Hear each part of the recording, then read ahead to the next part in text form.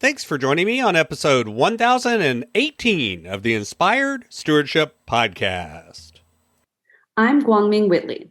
I challenge you to invest in yourself, invest in others, develop your influence, and impact the world by using your time, your talent, and your treasures to live out your calling.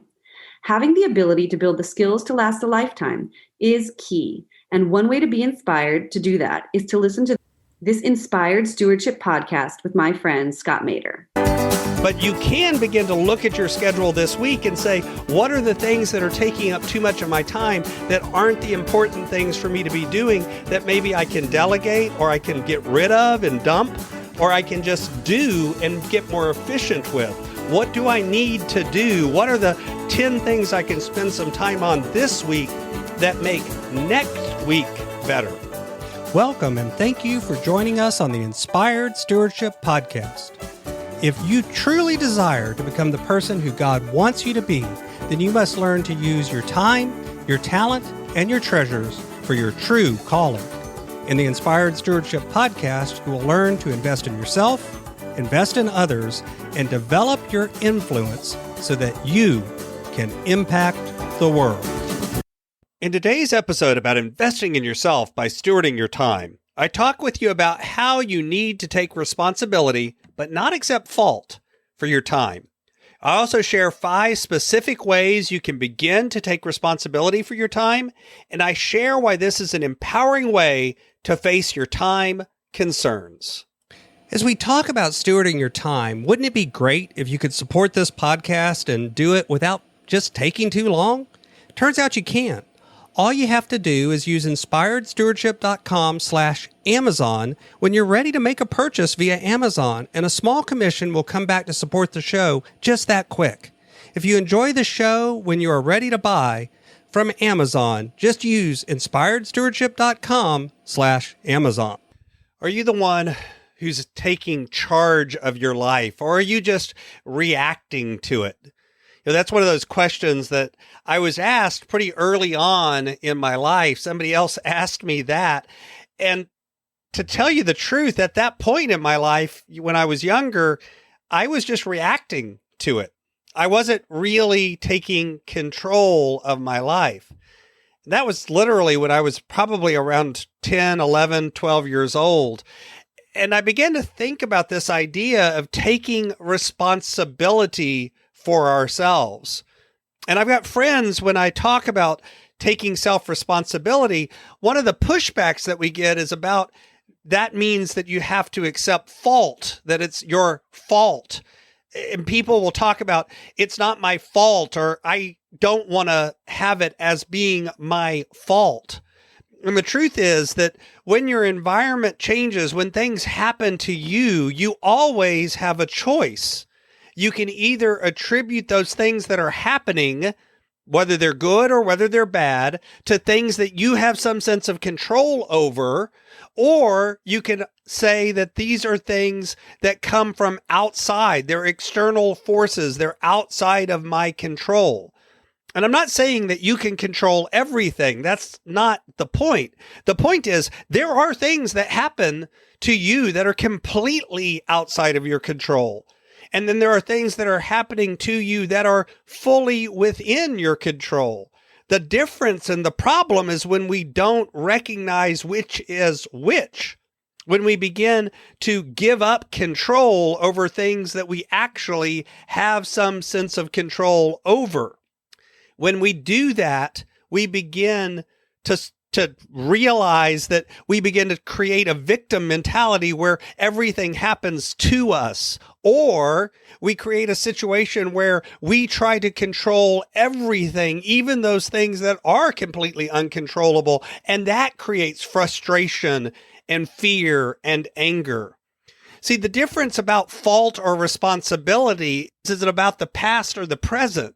Whenever you take responsibility, you're saying, what action can I take now at this moment? Regardless of what happened before, regardless of whether it was something that I could control or not, what am I going to do now? Where fault is usually about the past. It's about saying, I've done this or this happened in the past, and this is the fault. This is where the fault lies. It's a matter of whether you're past focused or future focused.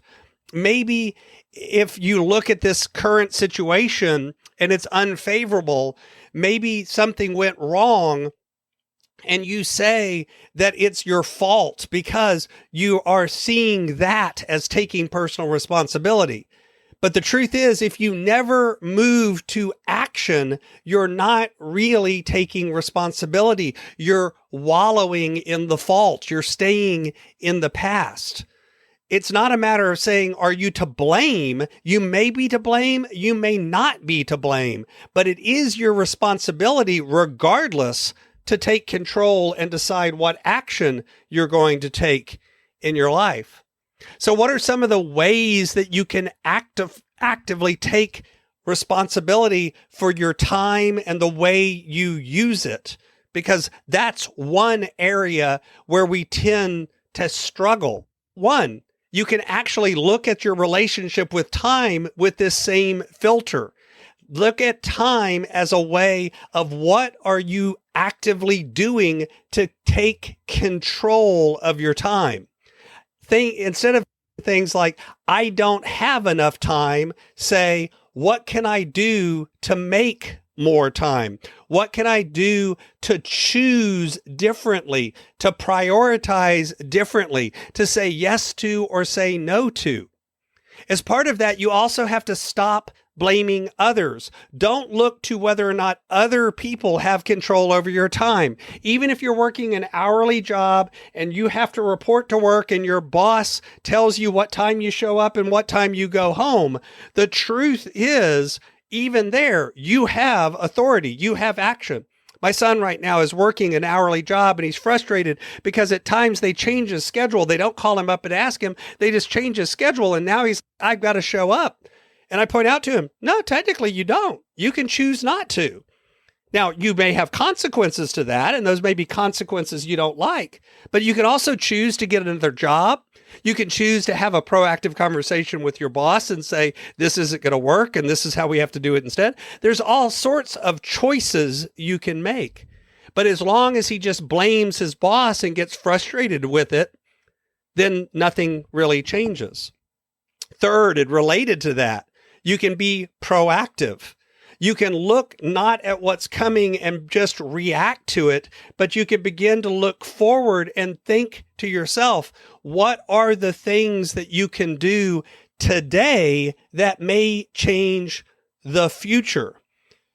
What can you do today that may change the way your time is next week? Odds are good you're not going to change your schedule for tomorrow today. But you can begin to look at your schedule this week and say, what are the things that are taking up too much of my time that aren't the important things for me to be doing that maybe I can delegate or I can get rid of and dump, or I can just do and get more efficient with? What do I need to do? What are the 10 things I can spend some time on this week that make next week better? Part of it is setting goals too and being smart about them. And I've talked before about setting SMART goals. Envision the real life that you want and set realistic goals that have realistic time-bound barriers and boundaries to them. And the last one may not sound like it has to do with time, but the fifth one is actually practice some self-love. Have some self-compassion for yourself. Recognize that the truth is, if you think of yourself as lazy or someone who's never good with their time or someone who's all too busy, the way we talk to ourselves has a lot to do with the way we're empowered to act in life. You need to give yourself some grace, but also practice phrasing and talking to yourself in a way that builds you up. Because the truth is, when you begin to take responsibility for yourself and your actions and your time, then you are empowered to make real change, to make real choices, to look and see, what can I do differently now that will pay off 5 years, 10 years, 15 years, 20 years, and for the rest of my life. That is why facing your time head on is so empowering. Thanks for listening. Thanks so much for listening to the Inspired Stewardship Podcast. As a subscriber and listener, we challenge you to not just sit back and passively listen, but act on what you've heard and find a way to live your calling. If you like this episode on the stewardship of time, be sure to sign up for our Stewardship of Time Tips series by going to inspiredstewardship.com/time or texting 44222 Time Tips, and that'll get you our best tips on stewarding your time. Until next time, invest your time, your talent, and your treasures. Develop your influence and impact the world.